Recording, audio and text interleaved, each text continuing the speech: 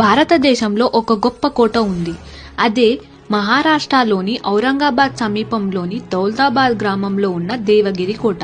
ఈ కోట యొక్క ప్రత్యేకత ఏంటంటే ఈ కోటను ఎవ్వరూ కూడా ఓడించలేకపోయారు.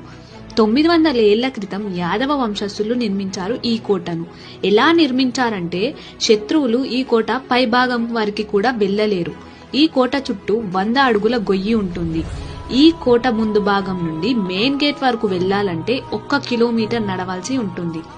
ఈ 1 కిలోమీటర్లోనే 2 పెద్ద ఫిరంగుల దాడి నుండి తప్పించుకోవాలి.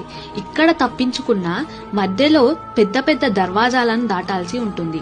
ఇవి తప్పించుకున్న మధ్యలో వాగుపై బ్రిడ్జ్ ఉంటుంది. ఈ బ్రిడ్జ్ను పైకి లాగేస్తారు సైనికులు. ఈ వాగులో అత్యంత భయంకరమైన మొసళ్ళు, పాములు ఉంటాయి. ఇవన్నీ దాటుకొని వెళ్ళినా కూడా బుల్బులాయ్ అనే ఒక చీకటి గుహ ఉంటుంది.